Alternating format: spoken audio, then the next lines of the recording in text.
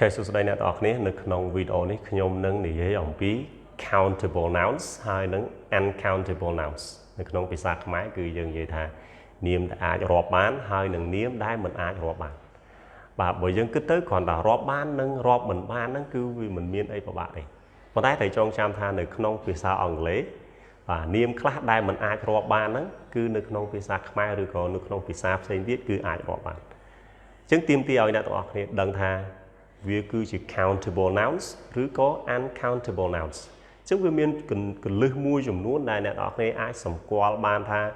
នាមនោះគឺជានាមរាប់បានឬក៏ជានាមដែលមិនអាចរាប់បានហើយនៅពេលដែលយើងប្រើនៅក្នុងប្រយោគគឺវាចាំបាច់ដោយសារតែនៅពេលដែលយើងប្រើជាមួយនឹងកិរិយាសព្ទហ្នឹងគឺវាមានការប្រែប្រួលបាទឥឡូវយើងទៅមើលទាំងអស់គ្នាតើ countable nouns ហើយនិង uncountable nouns ហ្នឹងខុសគ្នារបៀបម៉េចហើយយើងត្រូវចំណាំវារបៀបម៉េច Okay first let's go to countable nouns. Okay, the definition we can say nouns that we can count 1, 2, 3, 4, 5, 6, 7, 8, 9, 10 are countable nouns. Okay. ចឹងបើសិនជាយើងអាចរាប់បាន1 2 3 4មានន័យថានាមនោះគឺជានាមដែលអាចរាប់បានគេឲ្យឈ្មោះថា countable nouns. For example, you can say 1 cat, 2 cats, 3 cats, 50 cats. Okay? You can say 4 buses, 1, 2, 3, 4, 5, 6, 7 buses. You can say 5 people. Okay? People នេះវាកើតចេញពី person វាគឺជា irregular plural form របស់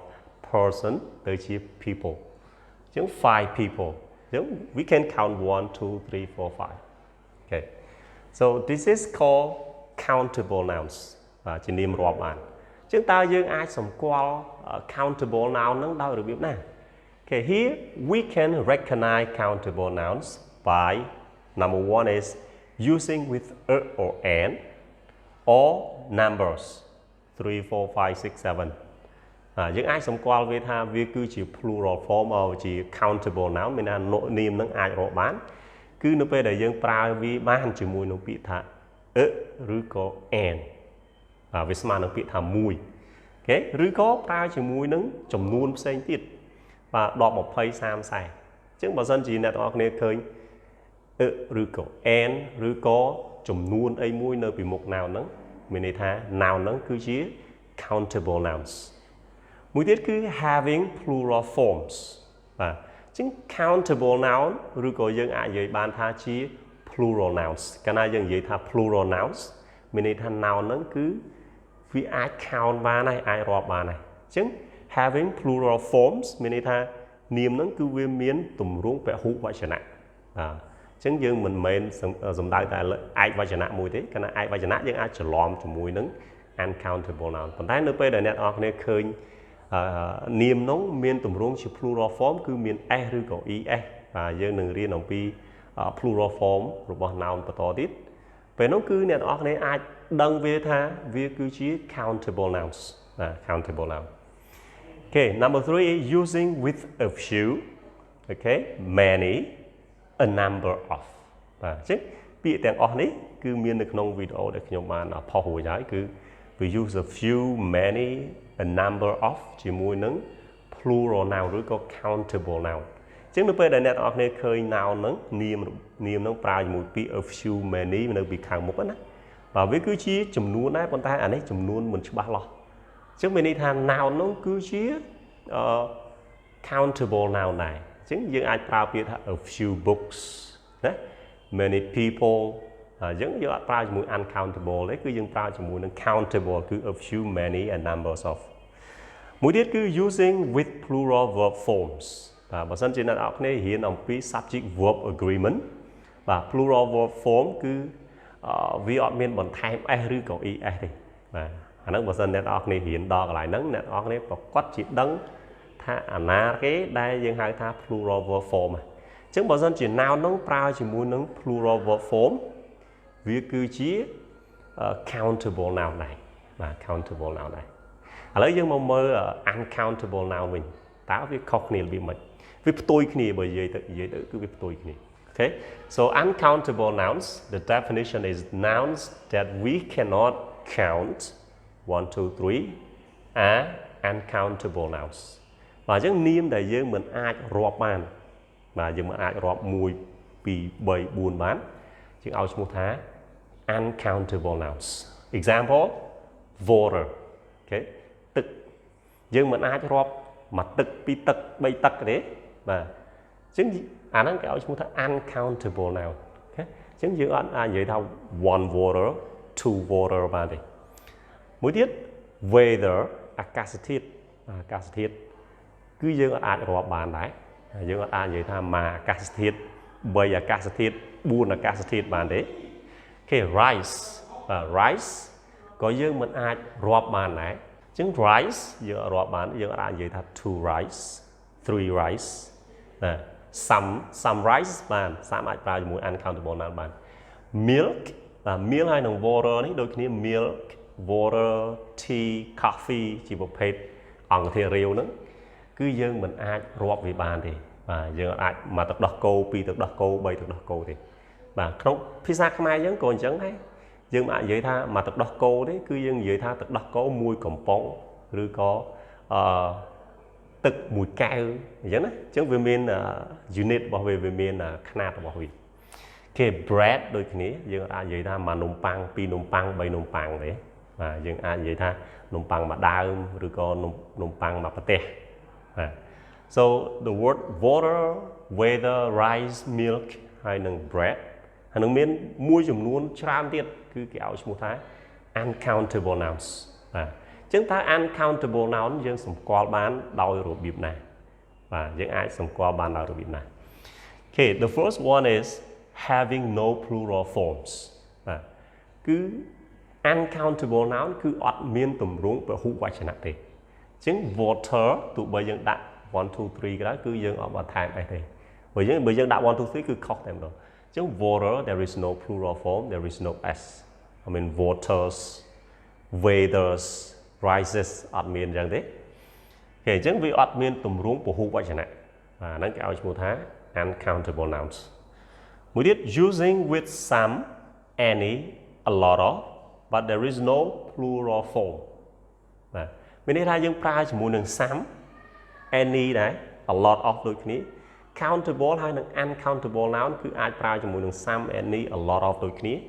ប៉ុន្តែនៅពេលដែលយើងប្រើជាមួយនឹង uncountable noun គឺអត់មាន plural form ទេបាទប្រហែលថាយើងនិយាយថា some water ប៉ុន្តែយើងអត់បន្ថែមអីទេណាsome knowledge បាទ any knowledge អញ្ចឹងវាអត់មានបន្ថែមអីមានន័យថាវាអត់មានទម្រង់ពហុវចនៈ there is no plural verb plural forms of the noun ទោះបីយើងប្រើជាមួយនឹង some any a lot of ក៏ដោយមួយទៀត using with a little much amount of នៅក្នុងវីដេអូខ្ញុំផុសកន្លងមកគឺមានបង្ហាញអំពី a little much ហើយនឹង amount of នឹងដែរគឺយើងប្រើជាមួយ uncountable noun គឺយើងរាប់បានបើយើងនិយាយថា much ប្រហែលថាច្រើនដែរប៉ុន្តែ there is no plural form បាទច្រើនប៉ុន្តែអត់មានទម្រង់ពហុវចនៈដែរអញ្ចឹងយើងប្រើ much ជាមួយនឹង uncountable noun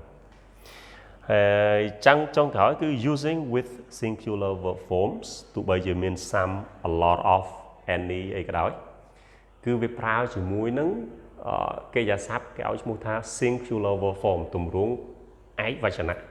ទោះបីជាវាប្រើជាមួយនឹង some ប្រហែលថាច្រើនក៏ដោយខ្លះមានថាលើសវាជាបើយើងគិតទៅវាជា plural ប៉ុន្តែដោយសារតែវាជា uncountable noun យើងប្រើមកថា some coffee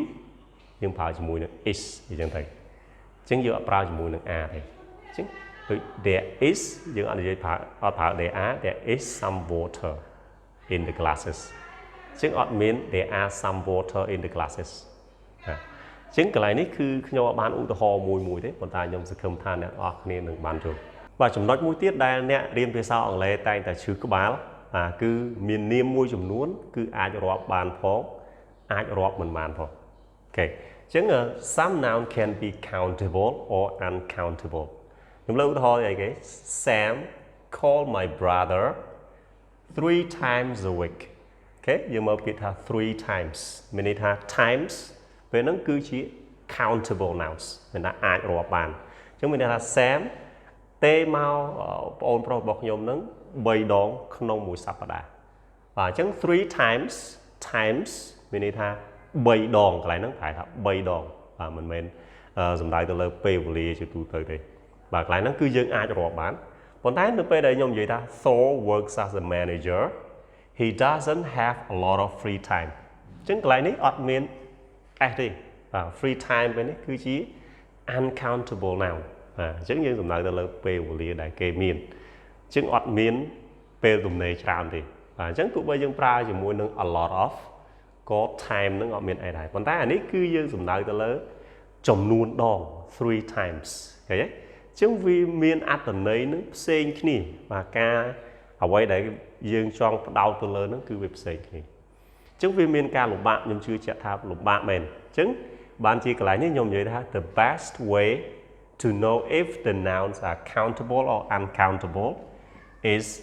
using English dictionary បាទអញ្ចឹងចំណុចល្អបំផុតដែលអាចជួយយើងឲ្យរៀនភាសាអង់គ្លេសបានល្អគឺយើងត្រូវប្រើវចនានុក្រមបាទមិនមានអីល្អជាងវចនានុក្រមទេព្រោះនៅក្នុងវចនានុក្រមភាសាអង់គ្លេសគឺគេបានបង្ហាញយើងថាពេលណាវាជា countable ពេលណាវាជា uncountable បើសិនជា noun នោះអាចជា countable ផង uncountable ផងហើយគេនឹងមានឧទាហរណ៍បង្ហាញឲ្យអ្នកនរគ្នាដឹងថា uncountable ហ្នឹងវាមានន័យម៉េច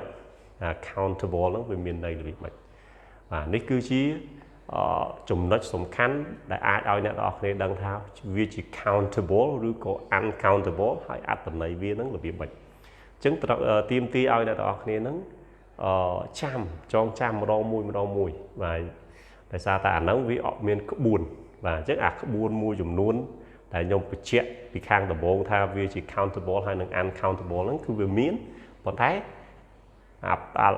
ពាក្យមួយចំនួនដែលអាចរាប់បានផងរាប់មិនបានផងហ្នឹងវាអត់មានក្បួនទេអញ្ចឹងយើងត្រូវចងចាំពីអត្ថន័យរបស់វាការប្រើប្រាស់របស់វាបាទអញ្ចឹង countable និង uncountable គឺជាប់ប៉ុណ្ណឹងសង្ឃឹមថាអ្នកនរគ្នានឹងបានយល់យើងជួបគ្នានៅវីដេអូក្រោយកុំភ្លេចចុច Subscribe ទៅលើ Channel របស់ខ្ញុំផងដើម្បីទទួលបាននៅវីដេអូថ្មីៗបន្តទៀត